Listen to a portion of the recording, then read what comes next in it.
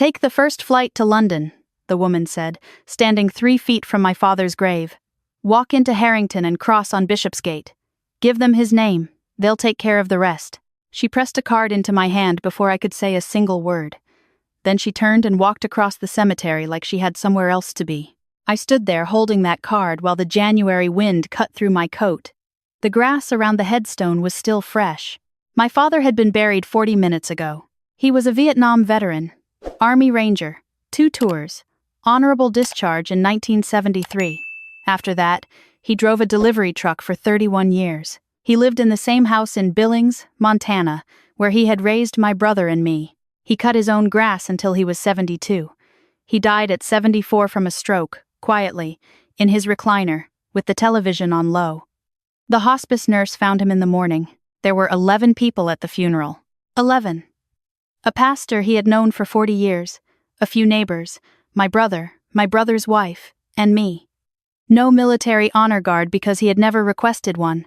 No medals displayed anywhere because he kept them in a tin box under his bed, and I only found that box 2 days after he passed when I was clearing out his room. I had driven 14 hours from Denver. My brother had flown in from Phoenix. He called me from the airport before the service. "Did he have a will?" he asked. "Not hello. Not how are you holding up. Just that." "Yes," I told him. "And I haven't read it yet." He exhaled slowly. "Okay, we'll talk after." My father's attorney read the will the morning of the burial. The house went to me, along with his truck and whatever was in his checking account, which amounted to $4,000 and some change. My brother received a set of hunting rifles and a signed photograph of the 1972 World Series. That was the entirety of it. My brother sat very still while the attorney read, the way people sit still when they're deciding how to react. He didn't say anything, but I saw his jaw shift. At the cemetery, after everyone else had drifted back to their cars, I was the last one left at the grave. That's when the woman approached. She looked to be in her late 60s, silver hair, dark coat, posture that suggested someone who had spent decades in a room where posture mattered. She didn't introduce herself. She said what she said, put the card in my hand, and left. I turned the card over. No company logo. Just a name, Harrington and Cross, a London address, and a phone number. Below that, in small, careful handwriting, "Ask for Mr. Aldrich. He is expecting you." My brother found me in the parking lot. He was buttoning his coat against the cold. "Who was that woman?" he asked. "I don't know," I said. I put the card in my jacket pocket before he could see it. That evening, my brother and his wife came to my father's house for dinner. We ordered food because neither of us was in any condition to cook. My brother sat at the kitchen table where my father had eaten breakfast every morning for 30 years, and he looked around the room like he was calculating something. "He really left you the house," he said. "That's what the will says. I'm not contesting it." He held up a hand. "I'm just saying. He could have split it. He made his decision." My brother picked up his fork, set it down. He made a lot of decisions without telling anyone. There was something layered in his voice. Not anger exactly. Something older than anger. He wasn't exactly an open book. That was true. My father had been the quietest man I had ever known. Not cold, not distant quiet. He listened more than he spoke. He fixed things instead of talking about them. When my mother left when I was 9, he didn't explain it to us. He just made breakfast the next morning and drove us to school and came home that evening and made dinner. He never spoke badly about her. He never spoke about her at all. Growing up, I always assumed his silence was the war. My brother assumed it was indifference. I lay in my father's bed that night, and I stared at the ceiling, and I thought about the woman in the dark coat. I thought about the card in my jacket pocket. I thought about the words, "He is expecting you." At 6 a.m, I got up and called the number. The man who answered had a measured British accent. He confirmed the name of the firm. He asked if I was calling regarding my father's estate. When I said yes, he asked me to hold for a moment. When he returned, his voice had shifted slightly, not warmer exactly, but more deliberate. "We've been waiting for this call for some time," he said. "When are you able to travel?" I told him I needed a few days to arrange things. "Of course," he said. "Please bring a copy of the death certificate, your identification, and a copy of the will if you have one. We'll handle everything else." I asked him what this was about. There was a brief pause. That's best discussed in person, he said. But I can tell you this, your father was a very thoughtful man. I spent the next 2 days in Billings, going through my father's house. His life was documented in the ordinary way of careful people. Insurance papers, paid utility bills, medical records in a manila folder. Nothing unusual, nothing that suggested anything beyond what I already knew. Except for one thing. In the back of his closet, on the top shelf behind a stack of flannel shirts, I found a leather portfolio. Inside were documents I didn't understand, legal language, account references, dates spanning nearly 15 years. My father's signature appeared on each page. The letterhead read, Harrington and Cross, London. There were also 3 photographs tucked into the inside pocket. My father, younger, maybe in his 50s, standing with 2 other men outside what looked like an office building. None of them were in uniform. They were smiling. I had never seen a photograph of my father smiling like that. I didn't tell my brother about the portfolio. I didn't tell him about the phone call. When he texted to ask how the estate cleanup was going, I said slowly. When he asked if there was anything left to sort out financially, I said I was still reviewing documents with the attorney. That was technically true. I booked a flight to London 4 days after the burial. I didn't book a return flight right away. I wasn't sure what I'd be coming home to. The city was gray when I landed. Efficient gray. Purposeful gray. The kind of gray that doesn't apologize for itself. I took a cab through streets that felt older than anything I had grown up around. Harrington and Cross was on Bishopsgate in the financial district, no brass sign out front, no elaborate entrance, just a heavy door and a discreet plaque and the smell of old paper when I walked in. A receptionist asked my name. I gave it. She made a call. Within minutes, a man in his 60s appeared unhurried, precise, the kind of man who had spent his entire career handling matters that required discretion. Miss Calloway, he said, I'm Aldrich. Thank you for coming. He led me to a private office on the 3rd floor. He offered tea. I accepted because I didn't know what else to do with my hands. He sat across from me and opened a folder. Your father established a trust with our firm in 2007, he said. It has been maintained and managed continuously since then. The current value, after disbursements made over the years, is approximately $9.4 million. I heard the number. I heard it very clearly. I set my tea down carefully. That's not possible, I said. I understand the surprise, he said, but I assure you it is accurate. My father drove a delivery truck, I said.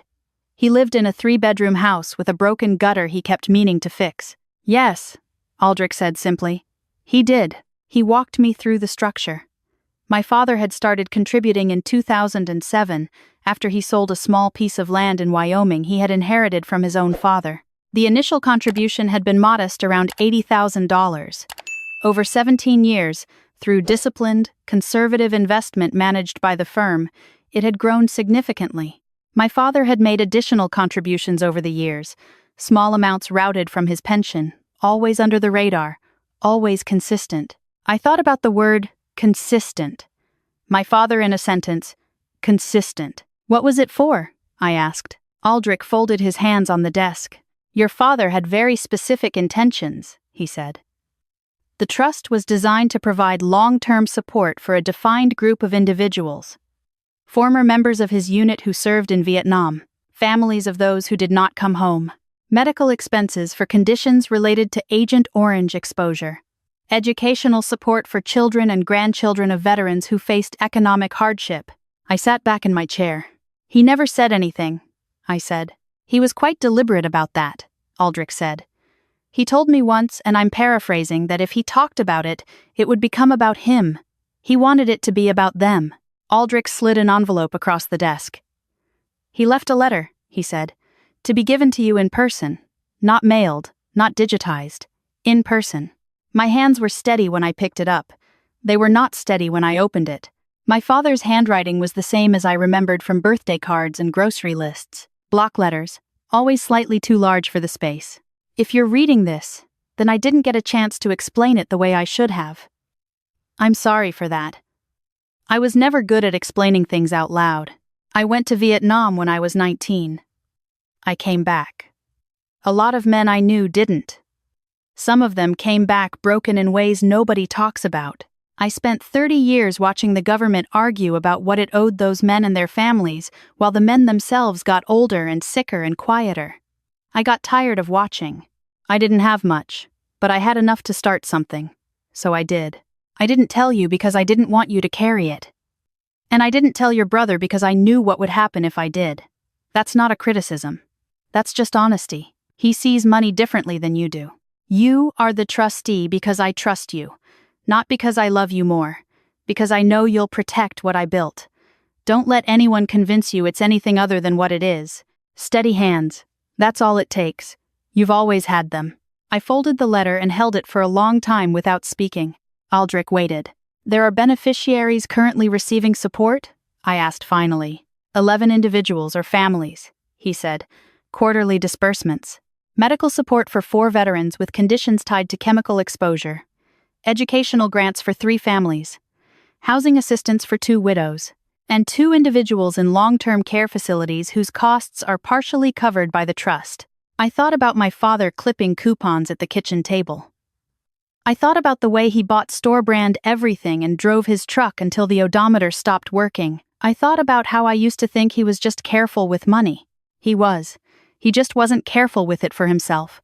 What happens now? I asked. You assume full oversight as successor trustee, Aldrich said. The firm continues to manage investments and handle disbursements. You make the decisions about structure and allocation. Nothing changes operationally unless you choose to change it. I thought of my brother. His voice on the phone at the airport. Did he have a will? Are there other named heirs? I asked. The trust makes no provision for inheritance, Aldrich said carefully. It was not constructed as a family estate. It was constructed as a philanthropic vehicle. My brother will contest it, I said. That is possible, Aldrich said. The trust is valid under both U.K. and U.S. law. Your father's attorneys on both sides were thorough, but family disputes are not always about legal merit. He handed me a packet of documents and the name of an American law firm that handled international estate matters. When I stepped out onto Bishopsgate, the air was cold and damp and smelled like rain that hadn't arrived yet. I walked to the river and stood there for a while, watching the Thames move underneath a colorless sky. I thought about my father at 19, stepping onto a transport plane, leaving Montana for a country whose name he had barely heard before. I thought about the men who didn't step back off the plane. I thought about the letter in my coat pocket. Steady hands. That's all it takes. I called my brother from the hotel that evening. He answered on the second ring. So? He said. Dad left a trust, I said. Silence. How much? He asked. 9.4 million. A longer silence. Then, are you serious? Yes. And the house, the truck that was all in the will, and this was somewhere else. He set it up in 2007. It's a philanthropic trust. It supports veterans and their families. Philanthropic. He said the word like it was a language he didn't quite speak. So it can't just be divided. No, I said. It's structured. I'm the trustee. Another silence. This one felt different. He gave it to strangers, my brother said. He gave it to his unit, I said. To men he served with. To their families. He didn't know those people anymore. He hadn't seen most of them in decades. He knew them, I said quietly. He just didn't talk about it. My brother exhaled. Of course he didn't. There it was, the same old thing. The layered frustration that had nothing to do with money and everything to do with years of trying to understand a man who expressed care through action and never through words. He never told us anything. He never let us in. And then he dies and it turns out he was secretly running a charity for 50 years? 17 years, I said. And yes, that's insane. It's who he was, I said. It's who you think he was, he said. You were always closer to him than I was. You visited every month. You drove 14 hours to watch football and eat bad pizza with a 70-year-old man who barely talked. He talked, I said. Not to me. That was true too. And it hurt in a way I hadn't expected it to. Not for me. For my brother, who had spent 30 years wanting something from our father that our father didn't know how to give. I'm going to talk to an attorney, he said. I figured you would. This isn't right, he said. He had living children. We have rights. He provided for us in the will, I said. The house. The truck. That's not, he stopped himself. I'll call you when I know more. He hung up. I sat in the London hotel room and reread my father's letter twice more. Then I ordered room service I didn't eat, and watched rain arrive on the window and thought about the decision I had already made, even if I hadn't said it out loud yet. I flew home 4 days later with a briefcase full of documents and a letter I would read 100 more times before the year was out. My brother had already retained an attorney. The notice arrived 10 days after I landed. He filed in Montana District Court a challenge to the trust on grounds of non-disclosure in the primary will and potential undue influence by the London firm. His attorney argued that assets of this magnitude should have been disclosed to heirs and that the trust structure effectively disinherited my brother without his knowledge or consent. The attorney I hired was a woman named Ruth Sagan, based in Denver. She had 23 years of experience in international estate law and spoke in the same measured cadence that Aldrich used. I liked her immediately. "Your father was thorough," she said after reviewing everything. "This trust was properly constituted." The non-disclosure argument won't hold the existence of the trust was referenced, though not detailed, in his estate planning notes, which were filed with his primary attorney. Undue influence would require evidence that someone coerced him into the arrangement. He set this up 17 years ago and maintained it consistently. That's not coercion, that's conviction. "Will it go to court?" I asked. "Probably a hearing," she said. "Maybe 2. It won't be dramatic." It wasn't dramatic. It was fluorescent lights and beige walls and legal language that stripped everything human out of a story that was entirely human. My brother and I sat at separate tables and didn't look at each other for the first 40 minutes. Then something happened that I hadn't anticipated. The woman from the cemetery appeared. Her name was Judge Eleanor Marsh, retired. She had served on the federal bench for 22 years.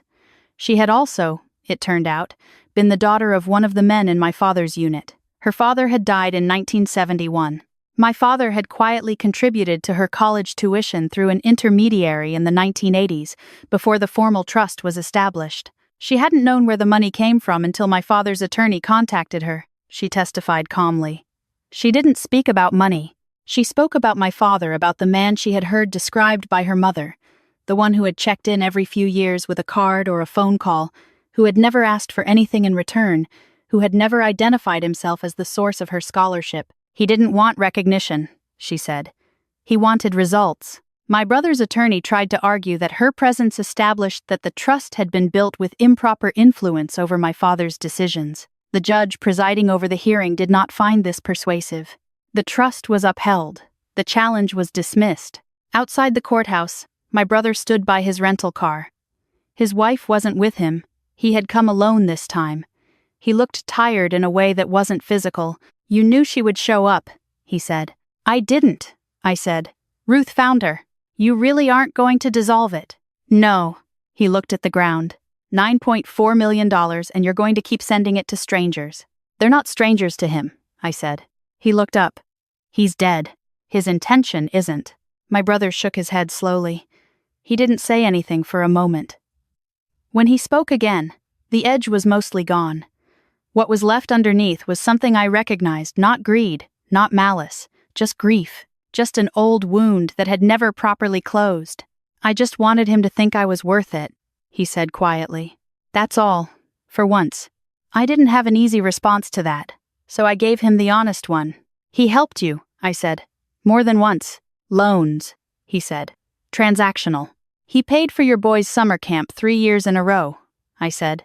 "He didn't tell them where it came from. He told me it was from an anonymous donor, and I didn't figure it out until I was going through his bank records last week." My brother went very still. "He didn't want you to feel like a charity case," I said. "That's not the same as not caring." He didn't cry.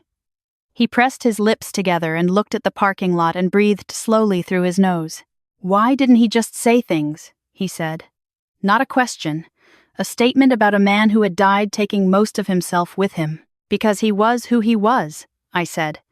"And he was still more than we knew." My brother drove away without saying goodbye. I didn't take it personally. Some things need time to process without an audience. I drove back to my father's house that evening. I had decided to keep it, at least for now. It was the only physical place left where he still existed in some legible way. His boots were still by the door. I hadn't moved them. I wasn't ready to. I sat at the kitchen table and opened the trust documents and spent 3 hours reading every line of every page. I wanted to understand not just what my father had built, but how he had thought about building it. The structure was patient. Conservative investments, low overhead, disciplined disbursements. No flash. Nothing designed to impress anyone. Everything designed to last. He had written a set of operating principles in the margin of one early document. Not typed, handwritten, in the same block letters. Spend on need, not on story. Every dollar out the door should do work. Don't let the structure become the point. The point is the people. I wrote that down in a notebook. Then I called Aldrich to tell him I would be returning to London in 2 weeks to begin working through the transition of oversight. He said he would arrange everything. 3 weeks later, I was in Billings on a Saturday when my brother showed up. He didn't call ahead. He knocked properly this time. He sat at the kitchen table. I made coffee. We didn't talk about the court case. After a while, he asked, "What does the trustee actually do?" I explained it as clearly as I could. Quarterly reviews, annual allocation decisions, coordinating with the firm on investment strategy, reviewing applications for support, reading the cases, making calls about who qualifies and who doesn't. "That sounds like a lot of work," he said. "It is. And you're not paid for it. I draw a modest administrative fee. That was in the structure." He wrapped both hands around his coffee mug. "Is there anything for me?" he asked. Not aggressively, just directly. The way people ask questions when they've run out of pride to protect it with. "Dad built a clause," I said carefully. "A family stabilization provision. It allows for structured support for direct family members in cases of documented financial hardship. With conditions." He looked at me. "What kind of conditions?" "Financial counseling. Documented debt management plan. Distributions tied to milestones. No lump sums." He was quiet for a moment. "You'd be overseeing that?" "Yes. So you'd be watching what I do with money." "I'd be protecting what he built," I said. "That's different." He looked out the window at the backyard where our father had kept a small vegetable garden for as long as I could remember. The garden was overgrown now, but the raised beds he had built from railroad ties were still holding their shape. "He built everything to last," my brother said. "Yes," I said. "Even us," he said quietly. "He just didn't tell us that either." I didn't argue with that interpretation. There was something true in it. We sat there for another hour. We didn't resolve everything. We didn't pretend to. But when he left that afternoon, he paused in the doorway and said, "I'll call my financial guy on Monday. See where I actually stand." It wasn't an apology. It was a beginning. 6 months later, I stood at my father's grave for the first time since the funeral. I had driven up from Denver specifically to come here. It was summer now, and the cemetery looked different, green and quiet and smelling like cut grass. The headstone was simple. His name, his dates, the single word, Ranger. I stood there for a while without saying anything. I don't talk to graves. My father wouldn't have wanted me to. But I thought about what the past 6 months had looked like. The quarterly disbursements that had gone out on schedule. The family in Tennessee whose son had started his first semester of college. The widow in New Mexico who had kept her house because the trust had quietly brought her mortgage current. The veteran in Oregon whose experimental treatment had been partially funded without fanfare and without a press release and without anyone knowing where the money came from. My brother was 6 months into a structured debt management plan. He hadn't loved the process. He had called me twice to complain about it. But he hadn't quit. He was steadier than he had been, slower, more deliberate. I had started to understand what my father meant when he wrote those words in the margin of the trust document.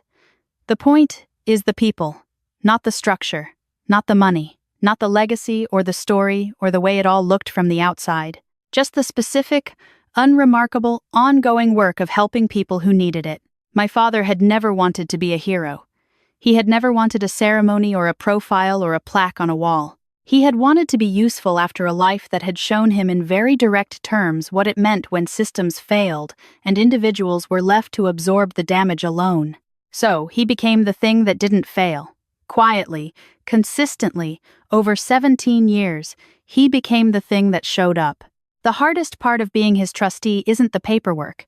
It isn't the quarterly reviews or the conversations with Aldrich or the careful decisions about allocation. The hardest part is living up to a standard that was never spoken aloud. My brother called me last Tuesday. He had paid off 2 of his 4 credit cards.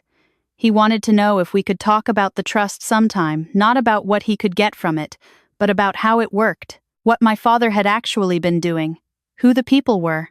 I said yes. There are things my father never told us. There are things he took with him. But what he left behind wasn't a mystery. It was a map. And the more time I spend with it, the more I realize that his silence was never indifference. It was discipline.